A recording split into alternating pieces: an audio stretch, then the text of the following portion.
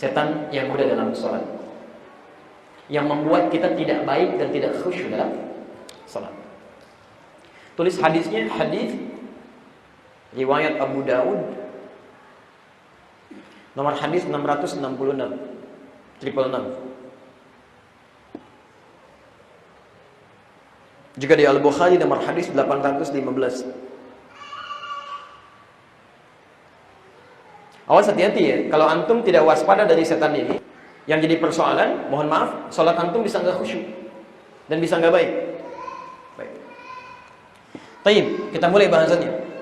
Saya berikan singkat saja, nanti kita ambil 5-10 menit, kemudian kita bisa akhiri dengan simulasi ya, kita ambil simulasi ini.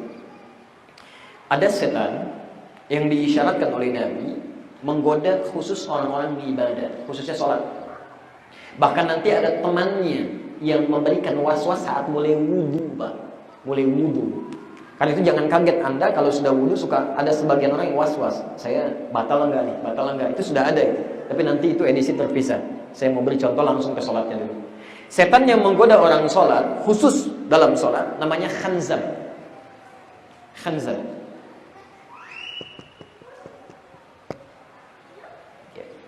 Khanzab.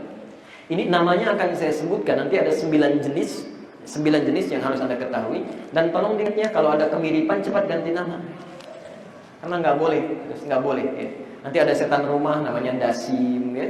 Baik, perempuannya Dasima, ada mirip-mirip. Saya teruskan dulu. Siapa setan menggoda orang salat? Namanya khanzab. Perhatikan jenis godaannya. Ketika seseorang mulai salat, kata Nabi, dia mulai bertakbir. Kalau sebelum takbir biasa aja. Tapi saat dia mulai bertakbir, kata Nabi, fayaqulu uzkur kadza uzkur kadza. Maka mulai dia memberikan was-was kepada orang yang sedang sholat ini, kamu ingat ini ya, kamu ingat itu ya. Anda jangan pernah kaget begitu Anda takbir. Gak percaya nanti sholat asar ya, begitu Anda sholat begini, Masya Allah. Jangankan yang biasa, materi kita sekarang bisa diingat juga. Ada setan menggoda orang sholat, padahal itu setan. Bisa dihadirkan tuh ingatan-ingatan itu. Jadi Anda takbir Allahu Akbar, tapi pikiran bisa kemana-mana. Handphone, SMS belum dijawab, telepon belum macam-macam dan sebagainya. Hadir. Bahkan kata Nabi, hatta la yural musalli kam raqatan yusalli. Sampai-sampai orang sholat bisa nggak sadar berapa rakaat sedang menunaikan sholatnya. Kalau Anda mengalami situasi ini, maka Anda telah kena bagian dari godaan ini. Bagaimana cara mengatasi setan ini? Pelan-pelan. Ada dua hal. Satu nanti yang terkait dengan nafsu, agak panjang bahasanya. Yang kedua, yang ini saya contohkan dulu, saya dahulukan. Cara menangkal setan ini, pertama disebutkan langsung oleh Nabi di hadis riwayat Abu Daud nomor hadis 666.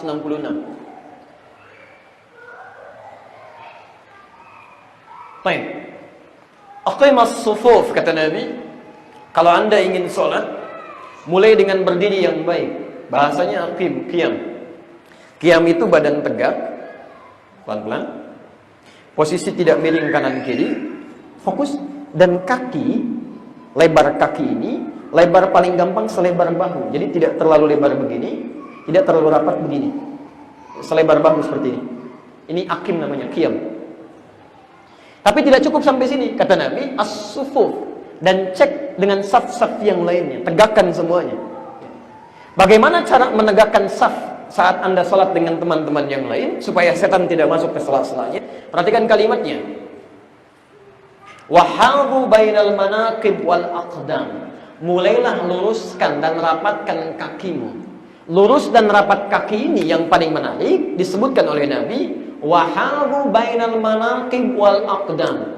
Ukuran lurus ya kata Nabi, jika kaki kamu ini bisa sejajar dengan bahunya. Sejajar dengan bahunya. Mohon izin, bisa ada 2 orang cepat saja bantu saya untuk ke depan.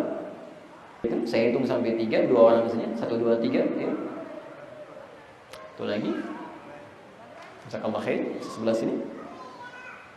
Mas tolong dibantu nanti disiapkan buku untuk 2 teman kita. Ya. Fokus ya, perhatikan.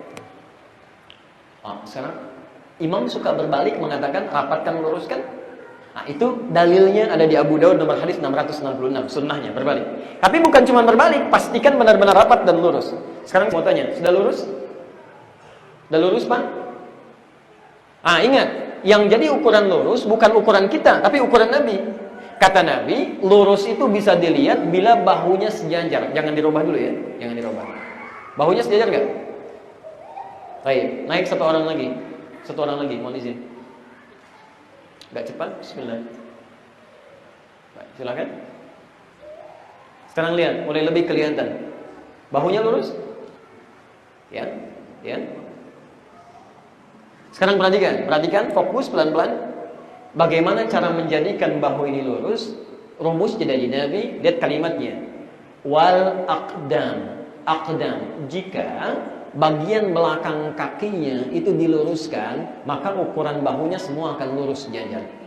Jadi ketika Anda diminta berdiri untuk meluruskan saf, kata Nabi, yang diluruskan itu bukan kaki jemari bagian depan sedangkan dengan garis, tapi tumit bagian belakang, akdam, tumit bagian belakang. Itu yang tempelkan ke garis, maka bahu akan sejajar. Sekarang perhatikan bedanya. Mas, ini ada garis. Tolong kaki depannya luruskan dengan garis. Garis yang ini. Kaki depannya, jari depannya. Perhatikan. Lurus gak? Bahunya pasti bengkok. Karena ukuran kaki macam-macam. Ada yang 42, 40, 39, beda. Tapi ketika kita robah, tolong kaki bagian belakang luruskan dengan garis ini. Nanti saya luruskan. Terus maju, garis yang depan, Maju lagi garis yang ini. Garis yang depan, maju lagi, garis yang depan. Maju lagi, garis yang depan. Cukup sebentar. Maju. Lebih lurus ya. Dari yang tadi, kalau sama-sama betul lurusnya dan sajadahnya pas, pasti lurus. Lihat, kalau saya luruskan berdasarkan garis yang depan, ukuran spidolnya beda. Ini pasti akan beda, lain. Tapi kalau saya luruskan berdasarkan kaki bagian belakang begini, maka ke bahunya akan sama. Ini yang dimaksud, yang dimaksud lurus. Lurus ukuran kaki itu bisa dilihat dari bahu yang sejajar. Yang jadi persoalan sekarang, rapat. Izin, tolong rapatkan. Baik, fokus, tolong jangan dirobah. Sudah rapat? Nah, sekarang lihat, ukuran kita mungkin rapat. Ukuran Nabi, rapat atau tidak? Lihat kalimat Nabinya. Wala tadharu furjatin lisyaitan. Di sini kisahnya dimulai. Kata Nabi, jangan biarkan ada celah sekecil apapun bagi setan masuk. Kalimat celahnya disebutkan oleh Nabi dengan furjat. Furjat itu celah yang muncul dari satu sisi yang menempel. Kalau ini menempel, misal, kemudian di belakangnya ada celah, ini furjat namanya. Kalau terpisah seperti ini halal namanya. Kalau begini, nempel, ada celah, ini furjat. Kalau begini, halal. Di begini saja kalau ada celah, itu setan bisa masuk. Bisa masuk, ini yang khanzab, yang disebut dengan khanzab. Sekarang perhatikan, fokus, tolong jangan dirubah. Bukankah sebagian orang yang sholat, saat berdiri kakinya agak yang terbuka begini? Keluar begini. Jadi kaki depannya keluar, tumitnya ke dalam. Ini dah sholat, sah berdirinya. Gak ada masalah. Tapi mengundang resiko ketika temannya juga posisi yang sama begini. Maka ujung jari akan ketemu ujung jari, di belakang ada celahnya. Teman-teman tolong yang bagian depan dibuka di sini, gini. Baik, tempelkan. Depannya rapat, tapi di belakang ada celahnya. Lihat. Jelas?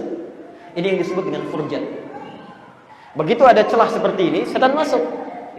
Masya Allah, setan masuk. Jadi antum mengundang, setan datang. Apalagi kalau misalnya yang mojok ke sebelah sana, itu nggak diundang juga, nggak usah datang, cuman tiup dikit udah nggak usuk. Di yang seperti ini, itu datang dia. Maka caranya bagaimana? Kata Nabi, la tadharu, la itu disebutnya nahyi di sini, larangan, pencegahan. Maka cegah supaya tidak datang. Kata para ulama, cara paling gampang, tutup celahnya.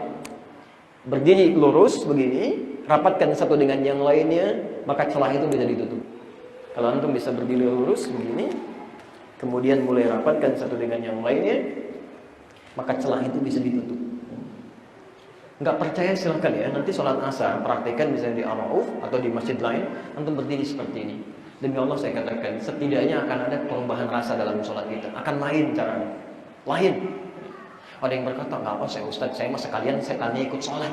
Ya silahkan aja, Anda tapi nggak usah ngajak orang lain. Karena belum tentu orang lain mungkin sama kuatnya seperti Anda. Ya.